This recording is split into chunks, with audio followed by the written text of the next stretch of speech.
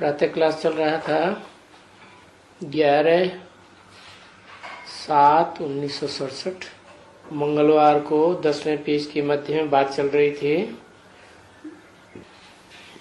रही थी काम महाशत्रु है, बहुत इसकी संभाल करनी है, क्योंकि अभी तो एकदम तमो प्रधान है,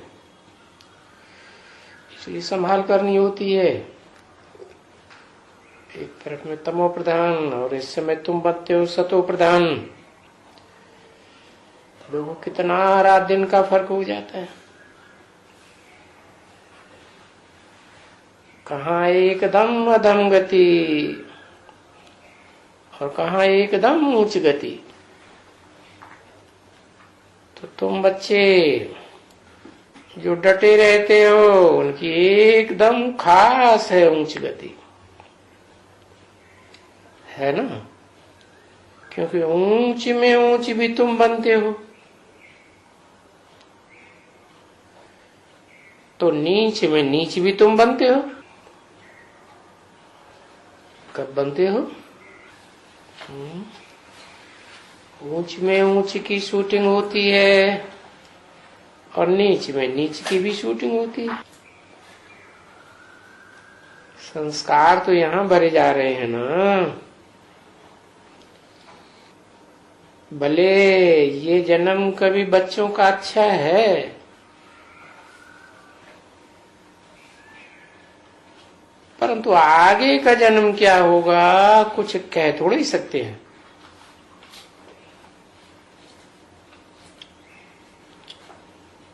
पाप तो जन्म जन्मांतर करते आए हैं।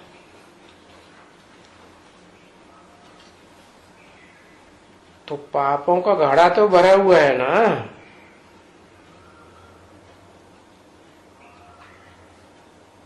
और ये भी समझते हो घड़ा जरूर भरा हुआ होगा,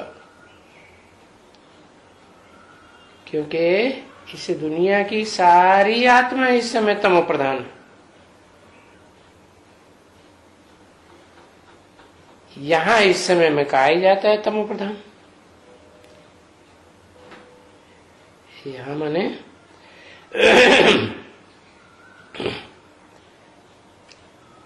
क्या चीज तमो प्रधान? आत्मा तमो प्रधान। आत्मा जो सतो प्रधान थी, तो ये जरूर है ना, तमो प्रधान जरूर है। और फिर उसको ऊंच बनना है सतो प्रधान।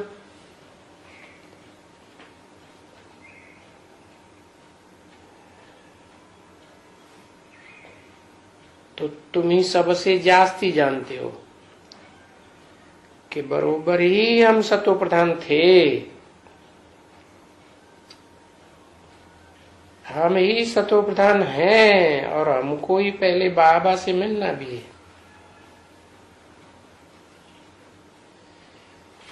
बाबा से मिलना है, अभी मिले नहीं है।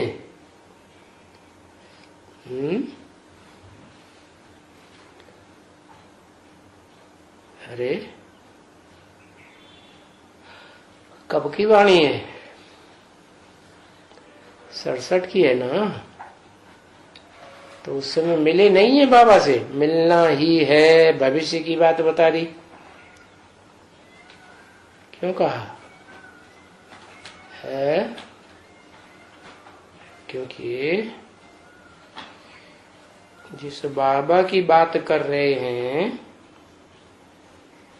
वो बाबा के लिए तो बता दिया।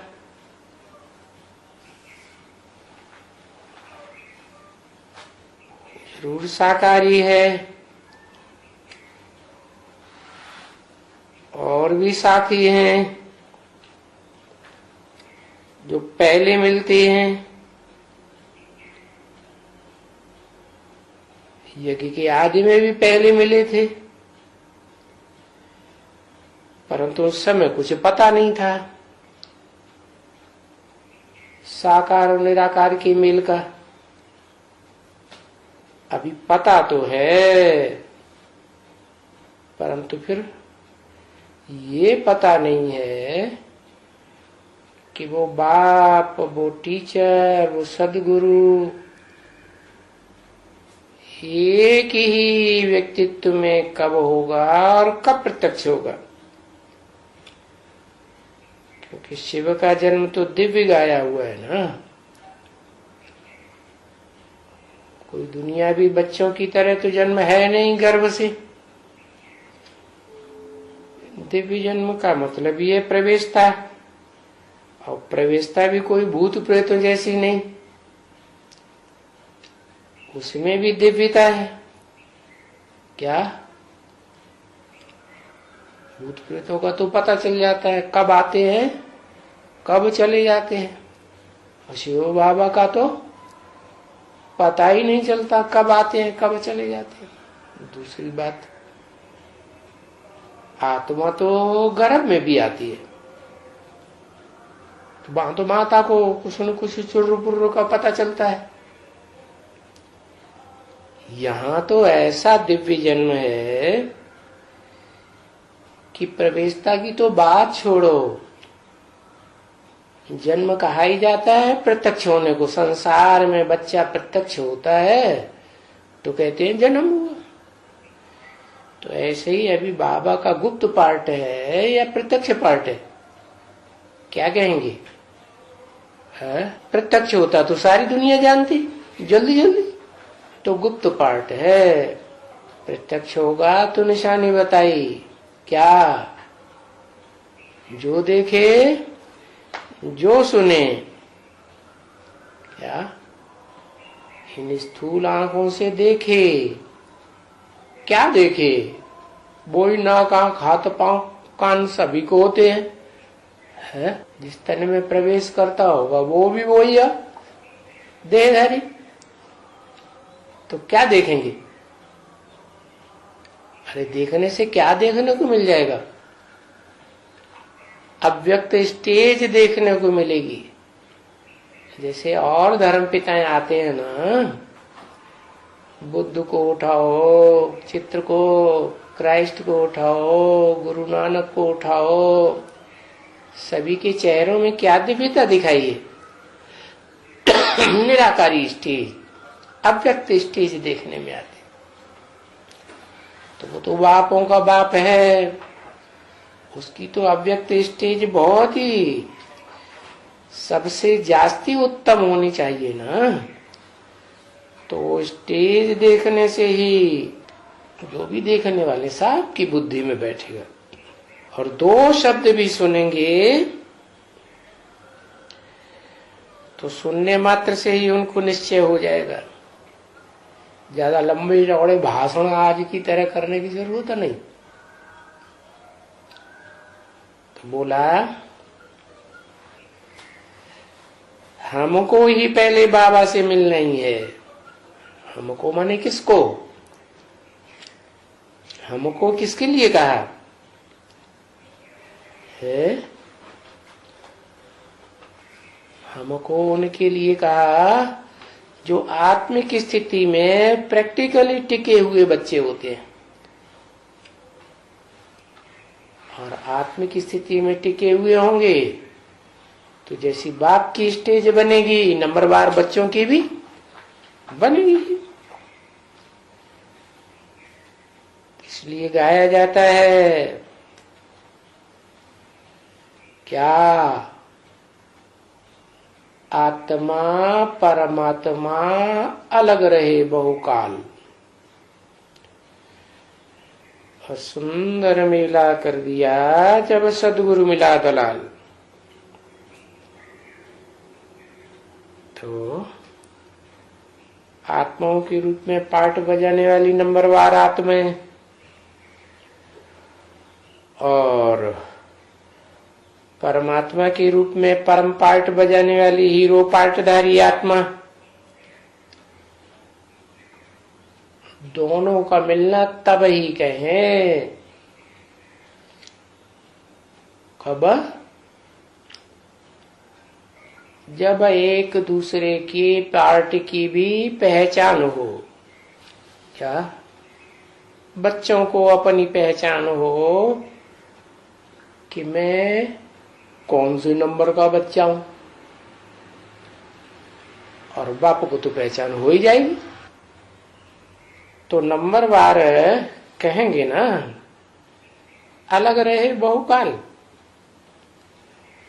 तो जिनसे बहुकाल अलग रहे उनसे मिलेंगे ना। तो तुमको बताते हैं,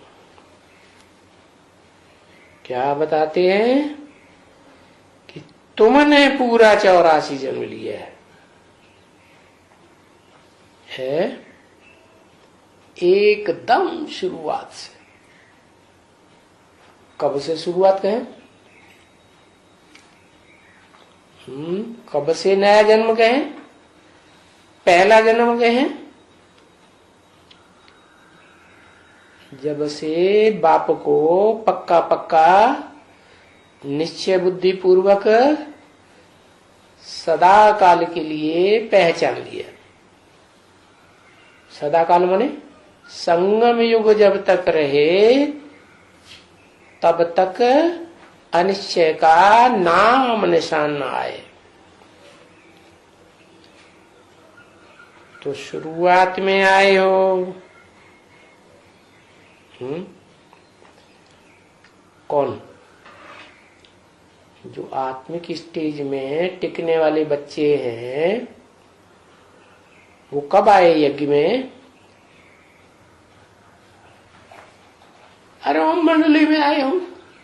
पहले पहले तो वही बच्चे आए होंगे ना, पिछाड़ी पड़े रहे हो। अभी भी पिछाड़ी पड़े हो ना, है?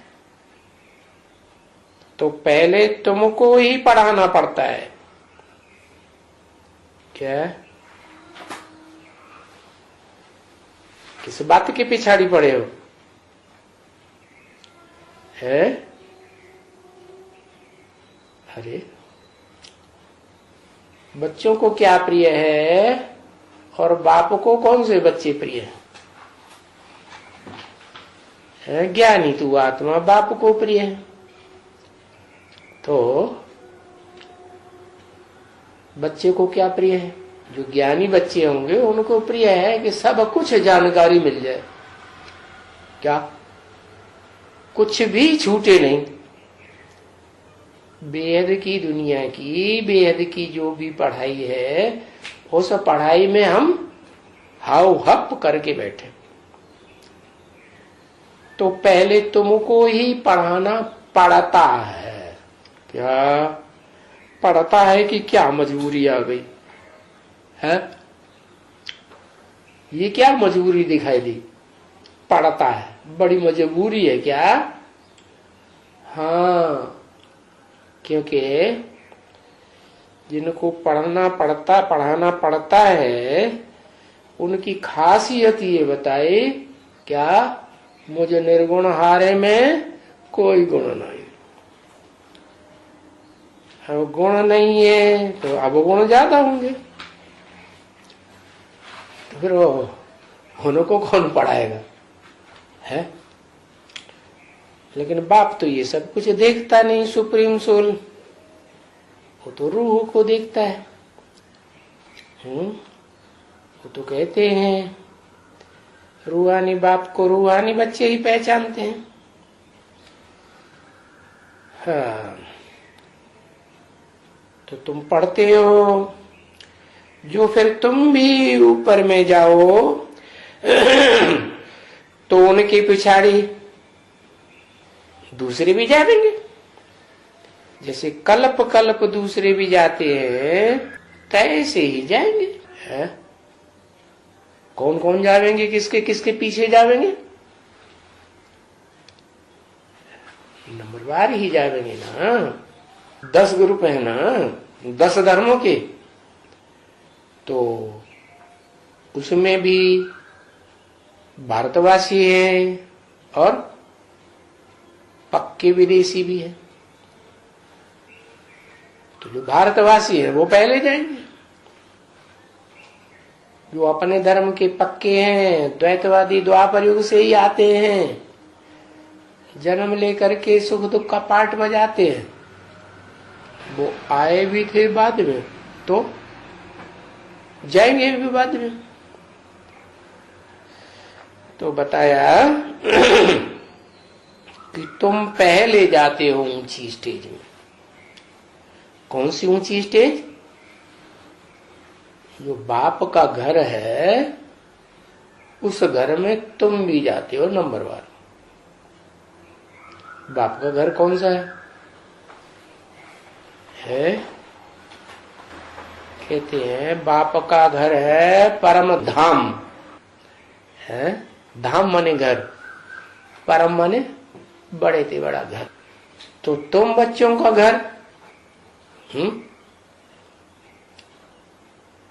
और दुनिया वालों का घर, कुछ अंतर होगा या नहीं होगा?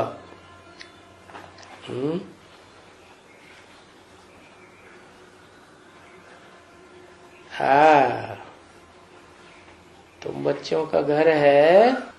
जिस तन में शिव बाप प्रवेश करते हैं वो बाप का घर हो गया। तो बाप रूह, तो रूहानी स्टेज में टिकने वाले जो बच्चे हैं उनका घर भी वही। तो बोला तुम बच्चों को प्रेफरेंस है, तुम्हारा घर भी वही, तुम्हारा बाप भी वही है। और क्या? तुम्हारी नई दुनिया भी, वर्षा भी वही। तो बाप को याद करो, घर को याद करो, वर्षे को याद करो, तुम्हारे लिए तो बहुत सहज हो गया।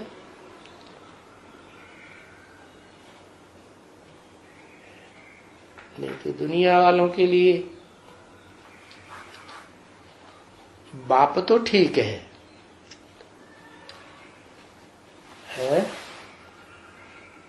बाप, कोई कहे कि हमारा निराकार बाप है, कोई कहे हमारा साकार बाप है। ऐसे है नहीं। जो निराकार है वही साकार, जो साकार है वही निराकार है। तो बाप तो सारी मनुष्य सृष्टि का एक ही है, लेकिन जो वर्षा है उसमें नंबरवार है तो पुरुषार्थ अनुसार। तो जिन जिन का जैसा जैसा पुरुषार्थ है उसी नंबर पर जाएंगे। पहले सूर्यवंशी जाएंगे, फिर चंद्रवंशी जाएंगे। सूर्यवंशी और चंद्रवंशी ये तो स्वर्ग में जाएंगे, जो पक्के होंगे। लेकिन बाकी नीचे तो सबको उतरना है ना, है? कोई बीच में से वापस चला जाएगा? नहीं। सब धर्म वालों को इसी सृष्टि में रहना होता है, क्योंकि वापस जाने का रास्ता ही किसी को नहीं मालूम।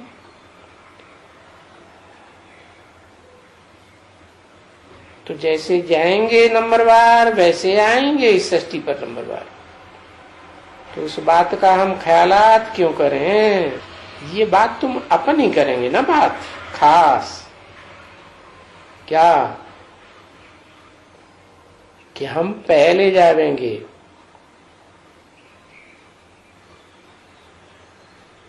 अच्छा चलो बच्ची, टोली दो बच्चों को। टोली क्यों बीच में याद आ गई? तुम बच्चे पहले जाएंगे, ऐसे बोल दिया। और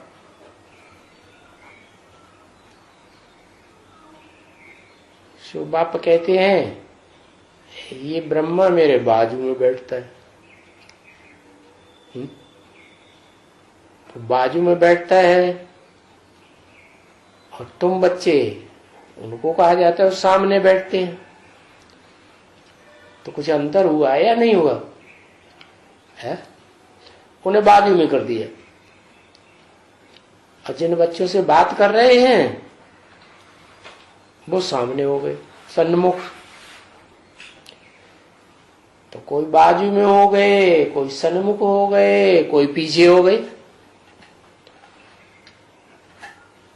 न सन्मुख है न बाजू में है, पीछे पड़े हुए, पीछे बाद में आएंगे।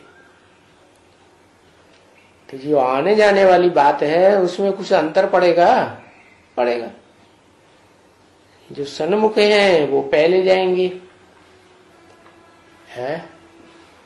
जैसे रामायण में भी कहा, सन्मुख होय जीव मोय जबहि, जन्म कोटि अघ नासै तबहि।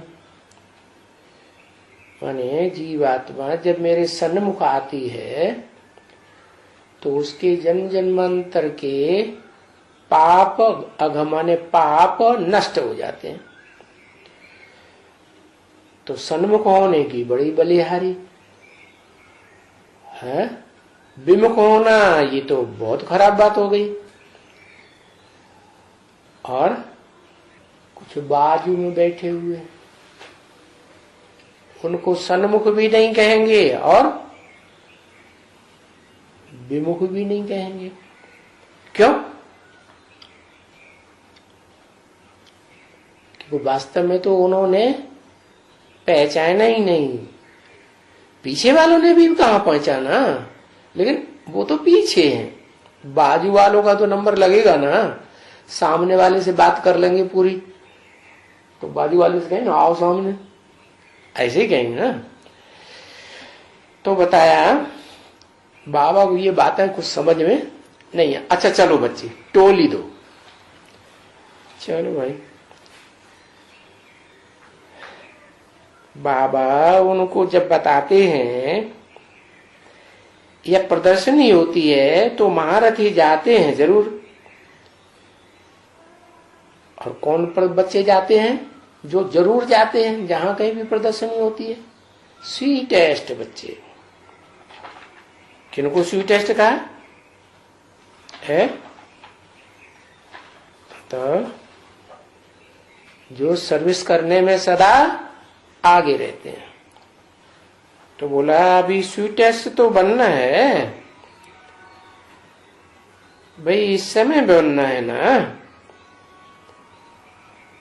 है कि बने हुए हैं? बने हुए कोई थोड़े ही हैं। कहते हैं स्वीटेस्ट है, स्वीटर है, स्वीट है?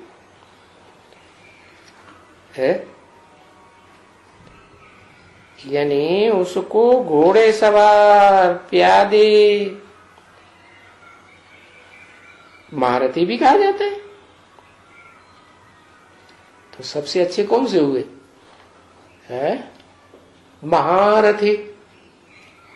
रथ माने शरीर, और रथ पर जो काबिज रहता है हमेशा, सुरथी। तो महारथी किसे कहे? जिनका रथ महान पुरुषार्थ करके दिखाए तो हो गए महारथी। अच्छा, दूसरे नंबर में बताए घोड़े सवार। घोड़ा, घोड़े सवार क्यों? घोड़ा क्या करता है? हाथी क्या करता है? घोड़ा एकदम आगे चला जाएगा, और घोड़ा जरूर जहां जरूरत होगी तो एकदम सेना में पीछे चला जाएगा। ऐसे करता है ना। मनुष्य के शरीर में कौन सी इंद्रिय घोड़े का काम करती है? मन। मन क्या है? अश्व है, अश्व। अश्व माने घोड़ा। हमारे यज्ञ का नाम क्या है? अविनाशी है। क्या है? अश्वमेध यज्ञ। अश्व माने मन रूपी घोड़ा, मेध माने मारना, जलाए देना। घोड़े की नहीं चलने देंगे। क्या बहुत चलाई ली, कितने जन्म, 63 जन्म चलाई ली। अब क्या करेंगे? अब इसको कंट्रोल में करना। तो घोड़े सवार का मतलब क्या हुआ? अरे घोड़े को कौन कंट्रोल करता है? सवार। तो जो घोड़े को कंट्रोल करता है वो घोड़ा सवार बढ़िया हुआ या महारथी बढ़िया हुआ? महारथी। हाथी सवार को भी कहा जाता है। आराम से हौदा कस के ऊपर और ऐसे कुर्सियां डाल करके बैठते हैं जैसे रथ पर बैठे हुए। बड़ा रथ है ना। तो महारथी जो बैठे हुए होते हैं हाथी के ऊपर या रथ के ऊपर, वो कंट्रोल करते हैं रथ को या हाथी को, या कोई दूसरा कंट्रोल करता है? दूसरा कंट्रोल करता है। तो फिर बलिहारी किसकी हुई? है तो दूसरा बैठा हुआ उसकी बलिहारी हुई ना। तो महारथी को आगे क्यों कह दिया? बताया, दुनिया वाले कहते हैं इसलिए बोला महारथी भी कहा जाता है। कहा जाता है, लेकिन महारथी इतना ऊंचा है नहीं। ज्यादा ऊंचा कौन हुआ? जैसे कलयुग में भी सेनाएं तो दिखाई है ना। तो शिवाजी को, जिनका बहुत नाम बाला है, महाराणा प्रताप को, रानी लक्ष्मीबाई को कौन सा सवार दिखाया जाता है? घोड़ा सवार। माने इन आत्माओं ने मन रूपी घोड़े को शूटिंग पीरियड में कंट्रोल किया है, तो घोड़ा सवार दिखाते हैं। और जो हाथी पे बैठते हैं, जो घोड़े पे बैठते हैं, उन बैठने वालों में अंतर क्या होता है? अलर्ट होके कहां बैठना पड़ता है? घोड़े के ऊपर अलर्ट होके बैठना पड़ता है। हाथी के ऊपर अलर्ट होने की कोई बात नहीं, वो तो पीलवान है चलाने वाला, वो उसका कंट्रोल करने वाला है। उन्हें जो बैठने वाले हैं उनको इसकी कोई चिंता नहीं, तो थोड़े अलबेले हो जाते हैं। है अलबेलेपन का जो संस्कार है, हाथी सवारों में आएगा, रथ सवारों में आएगा या घोड़े सवारों में आएगा? रथ सवारों में आएगा, हाथी सवारों में आएगा। तो बताया कि ये दुनिया वाले ऐसे कहते हैं नंबरवार, घोड़े सवार, प्यादे, महारथी कहते हैं ना। तो प्यादों को कोई साधन नहीं मिलता है, न घोड़ा मिलता है, न हाथी मिलता है, न रथ मिलता है। तो ये अक्षर है ना, इनके अर्थ हैं। तो हर एक बच्चे जानते हैं कि अक्षर क्या है, शब्द क्या है और उनके अर्थ क्या है।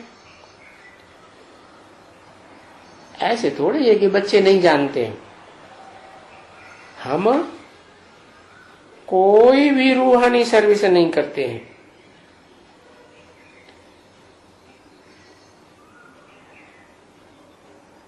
तो फिर वो कहेगा ना कि हाँ हम नहीं करते हैं, ये बहुत अच्छी सर्विस करता है।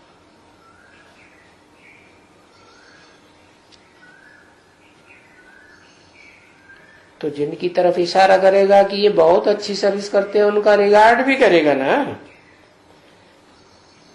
उनका रिगार्ड रखना चाहिए। जो बहुत सर्विस करते हैं उनकी खातिरी करनी चाहिए। हाँ, ये तो बहुत सर्विस करते हैं, हम तो इनके मुकाबले कुछ भी नहीं करते। परंतु ये आना नहीं चाहिए कुछ भी। ऐसी बाप की, टीचर की, गुरु की वो कम कोई हालत में नहीं होनी चाहिए कि हम ज्यादा सर्विस करते हैं, बाप टीचर गुरु तो इतनी सेवा नहीं करता होगा, करता है। अरे उन्होंने क्या गुनाह किया है जो उनको नहीं याद करते हैं? आपस में खिटपिट होती है, उनको याद क्यों नहीं करते?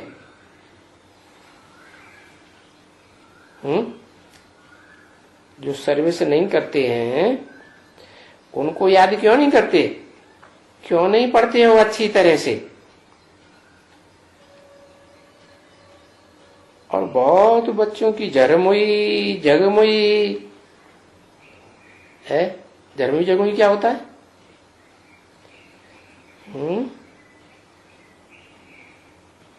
ये सर्विस की बात में झरमुई जगमुई क्यों घुसर दिया है? झरमुई जगमुई क्या क्या होता है? इसका अर्थ क्या है?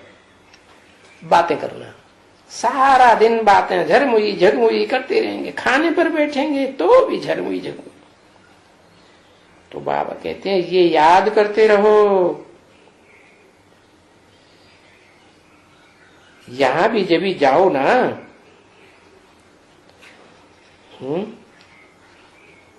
तो जांच करो कि आपस में झरमुई झगमुई हंसी कुड़ी तो नहीं करते रहते हो। ये बातें वो कोई थोड़े जानते हैं। कौन कौन नहीं जानते है? अरे किसकी बात हो रही थी? सर्विसेबल की बात हो रही थी और नॉन सर्विसेबल की बात हो रही थी। तो बताया जो सर्विस पर नहीं अलर्ट रहते हैं, ये बातें उनकी बुद्धि में थोड़ी ही चलती हैं कि झरमुई झगमुई टाइम वेस्ट नहीं करना चाहिए सारा दिन। ये जांच रखनी चाहिए। नहीं तो जो पढ़ाई नहीं पढ़ते हैं ना, उनको बाप क्या कहेंगे? है?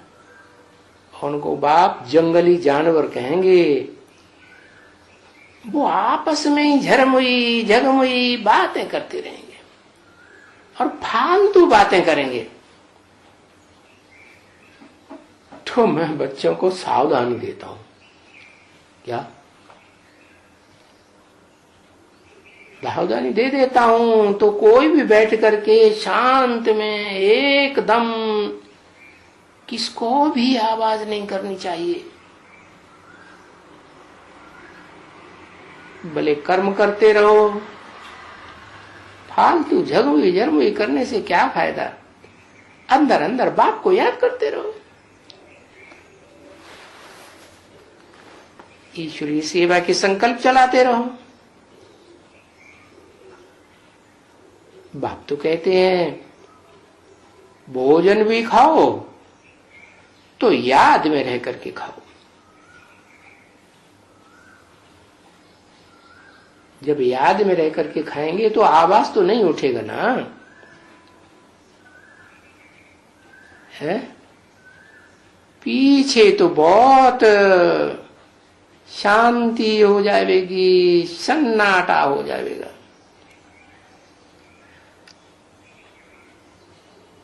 या कोई बैठे होंगे, हट्टे रहेंगे, खाते रहेंगे, जैसे लबाड़ी होते हैं ना, बातों की जांच तुमको रखनी है। सुपरविजन करना है सर्विस का।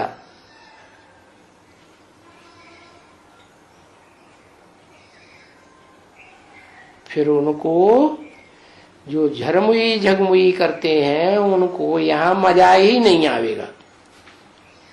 फिर माने कब है, जब आगे चल के पीछे सन्नाटा हो जाएगा तो जिनकी झरमुई झगमुई की आदत पड़ी हुई है उनको यहां मजा ही नहीं आवेगा। नहीं तो यहां बस ऐसे ही खाएंगे, पकाएंगे, झाड़ू लगाएंगे, ये करेंगे, वो करेंगे। नहीं, हम तो रूहानी नॉलेज में जरूर जाएंगे। देखो हमारे पास ये गोलगप्पी है, गोलगप्पी नाम की आ गई। वो बोलती है बाबा आपको, ये तो हम बैठे रहते हैं, वहां तो हम होंगी। तो बहुत जाते हैं जिनसे मुझे भी मिलती है रूहानी बात करने की, इसलिए मैं खास जाती हूं।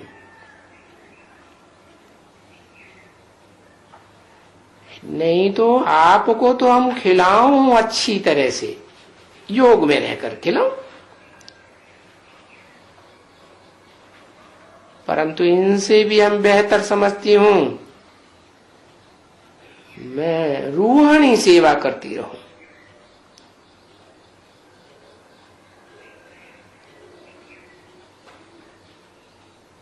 कल जाती है कौन कौन जाती है?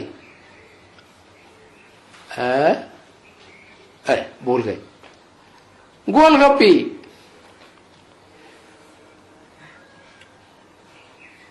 कल जाती है तो बोलता है हाँ अभी जाओ। कौन बोलता है? ब्रह्मा बाबा। कल भी नहीं, अभी जाओ, तो इसमें तुम्हारी उन्नति होगी, बहुतों का कल्याण करेगी। कब? जब वहां जाकर सेवा की फील्ड में लगी रहेगी, है ना। और यहां बैठ के मेरे को खाना खिलाएगी तो क्या होगा?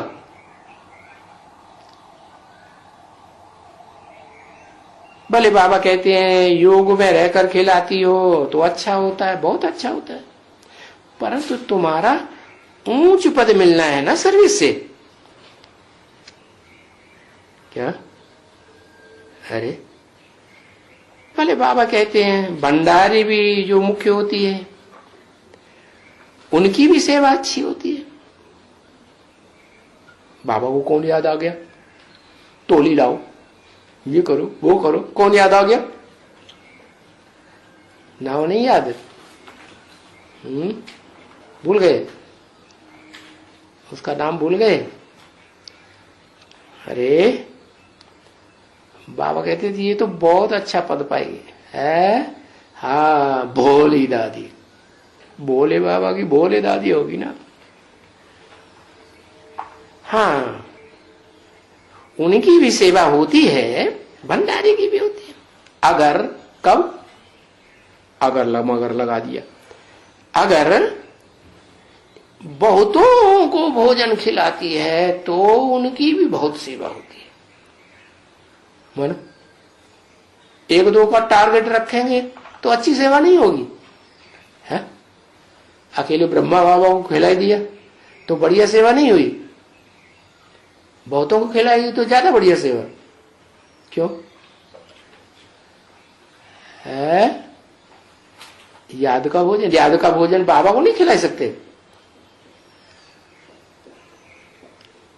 नहीं, सिर्फ एक की सेवा की भावना नहीं है, विश्व कल्याण की भावना है, इसलिए बताया। तो बहुतों का कल्याण हो गया। तो बहुतों की आशीर्वाद उनको मिल सकती है क्या? अगर समझा ना तो, अगर नहीं समझा तो फिर अपना इतना कल्याण नहीं समझा। और ये सर्विस तो सभी करते हैं ना बच्चों। क्या सर्विस है? क्या सर्विस सभी करते हैं? है? क्या? अरे अपने घर में रहना, खाना, पकाना, खिलाना, ये तो करते हैं ना, सभी करते हैं। उसमें भी नंबर 1 है क्या? रूहानी सेवा, रूहों की सेवा। और वो भी ये स्पिरिचुअल नॉलेज है। स्पिरिचुअल नॉलेज देने की सेवा है तो किसको देना है? है देना क्या है? स्पिरिचुअल नॉलेज देना है। तो बाप को याद करो, बेहद के बाप को याद करो और बाप से बरसा लो। ऐसे बाबा कहते हैं आकर के, भगवान वाज क्या करो? माम एकम याद करो। अरे कौन सा भगवान?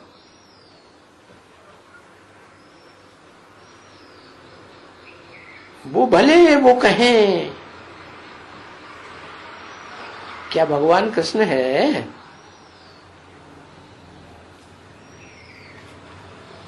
भगवान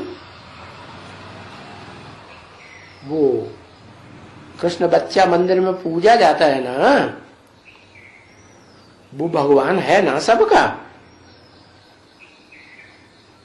वो बोलते हैं मुझे याद करो। अरे बच्चे को याद करेंगे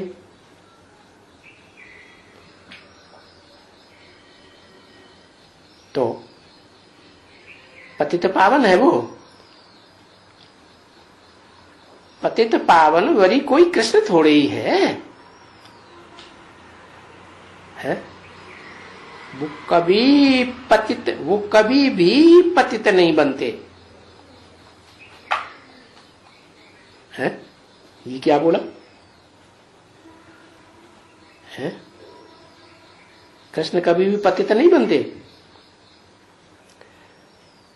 और कृष्ण तो 84 जन्म जरूर लेते हैं ना, मना इसकी बात बताई, पतित नहीं बनते। शिव बाबा कभी पतित नहीं बनते और कृष्ण तो पहले ही जन्म से शुरू कर देता है। तो ये बात किसी को मालूम नहीं है क्या है कि वो पहले जन्म से क्यों पतित बनना शुरू हो जाता है? और कौन सी आत्माएं हैं जो पहले जन्म में पतित नहीं होती इंद्रियों से? कोई है या नहीं है? हाँ, पहले जन्म में जो पतित नहीं होती वो है संगम युगी जन्म जिनका, और आदि नारायण और उनके फॉलोअर्स।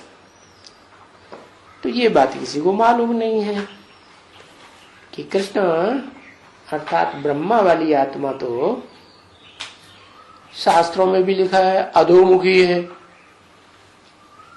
क्या अधोमुखी माने? जो ब्रह्मा की 4 मुख दिखाए वो तो इस दुनिया में चारों तरफ, चारों दिशाओं में बात कर रहे हैं, लेकिन जो ऊर्ध्वमुखी ना सर था ना, वो तो काट दिया गया। तो ये बात किसी को मालूम नहीं कि ब्रह्मा अधोमुखी है। यहां संगम युग में भी अधोमुखी। अधोमुखी माने ये दुनिया में जो अधो माने नीचे की दुनिया है, द्वापर कलयुग, उसमें क्या होता है? उसमें कर्म होता है। तो ब्रह्मा से कर्मों की उत्पत्ति मानी जाती है। क्या कर्म में किसको फॉलो करना है? ब्रह्मा को फॉलो करना। क्यों? क्योंकि जितने भी कर्म करने वाले हैं द्वापर युग से, उनमें ब्रह्मा सबसे श्रेष्ठ है। अब लोगों को ये तो पता नहीं है कौन सा ब्रह्मा श्रेष्ठ है। वो तो चार मुख वाले ब्रह्मा को ही ब्रह्मा मानते हैं। तो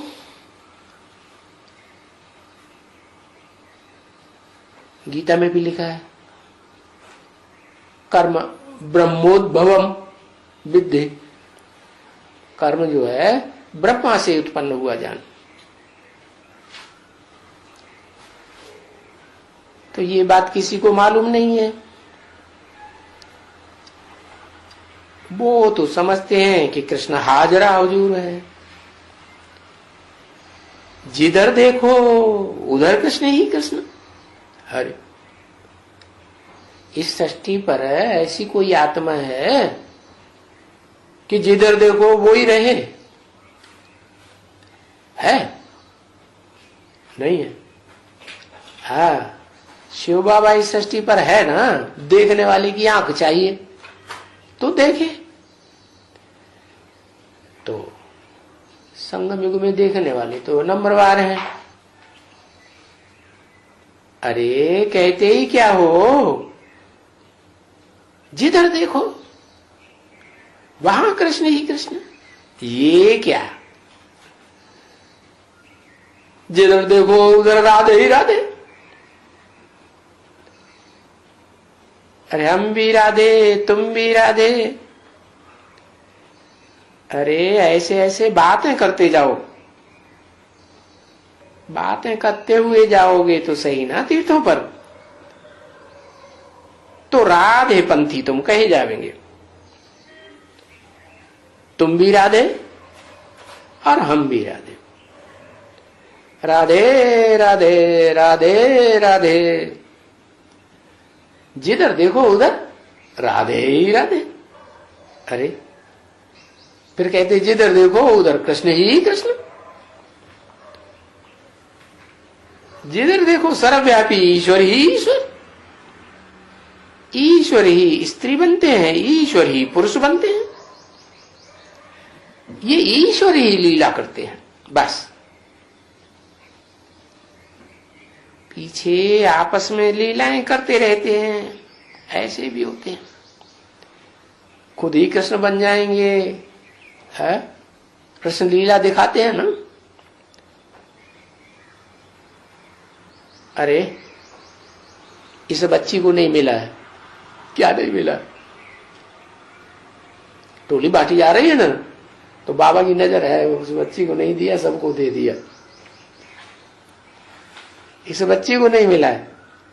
अरे बाबा बता रहे हैं राधे कृष्ण की बात, राधे राधे कृष्ण, जिधर देखो कृष्ण ही कृष्ण। वहां बुद्धि नहीं गई, ये क्या कहते हैं, इसका क्या मतलब समझ में नहीं आया। इस बच्ची को नहीं मिला, मिला है। बात मत पूछो, ये तुम बहुत भाग्यशाली हो। इसलिए बाबा कहते रहते हैं ना, बच्ची तुम्हारे में भी कोई 100 भाग्यशाली है, कोई 1000 भाग्यशाली है, कोई लाख भाग्यशाली, कोई पद्मा पदम भाग्यशाली।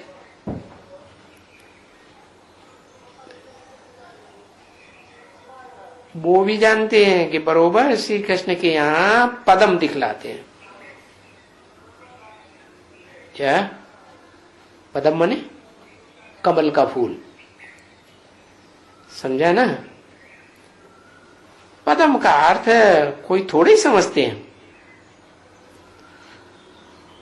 पदम तो ये कहा जाता है पैर को। बाबा की बुद्धि में नहीं है कि पदम कलम को उसको कमल को कहा जाता है।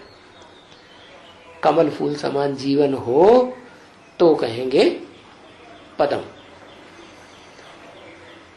पर ये क्या, इसके ऊपर ये पदमपति है एकदम, ये निशानियां डाल दी है।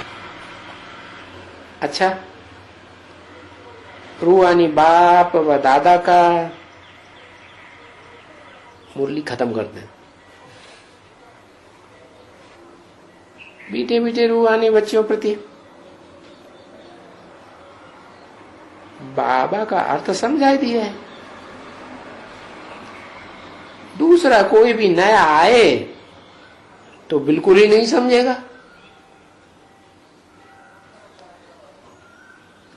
क्योंकि यहां बाप कहते हैं रूहानी बच्चों,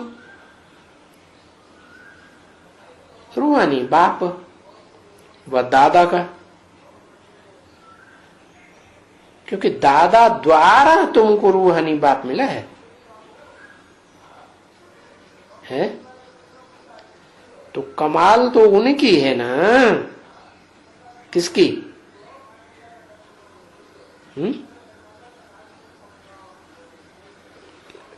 हाँ,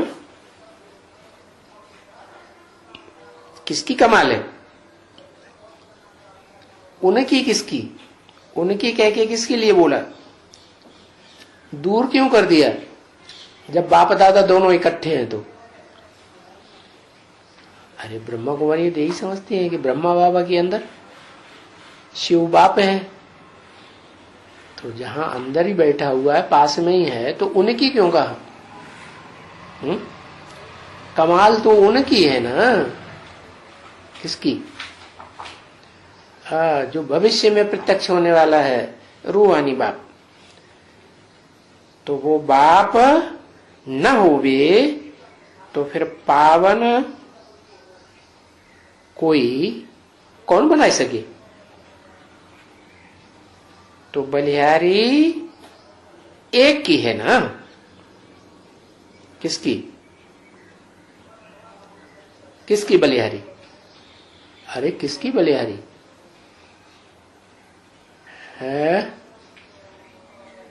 शिव बाबा की बलिहारी, बाप की बलिहारी नहीं, बाप दादा की बलिहारी नहीं। क्यों? बाप और दादा और शिव बाबा अलग अलग हुआ। शिव बाबा और फिर कहते हैं बाप दादा अलग अलग हुआ। बलिहारी एक ही है ना बच्चे, परंतु जब तुम भी मेहनत करते हो तो तुम्हारी भी पूजा होती है। क्या? क्या मेहनत करते हो? ज्योति बिंदु स्टार आत्मा में याद में टिकने की मेहनत करते हो तो तुम्हारी भी पूजा होती है, समझा ना? तो ऐसे मीठे मीठे पुरुषार्थी, मीठे मीठे पुरुषार्थी क्यों कहा? पुरुष माने आत्मा, अर्थ माने लिए, मीठे मीठे इसलिए कि आत्म की स्थिति में रहने का विशेष पुरुषार्थ करते, तो मीठी मीठी बन जाते। देवभान में रहने से मीठे मीठे थोड़े ही बनते हैं। तो मीठे मीठे पुरुषार्थी रूहानी बच्चों प्रति रूहानी बाप व दादा का याद प्यार, बाप दादा का याद प्यार, और रूहानी बाप की रूहानी बच्चों को नमस्ते। ओम शांति।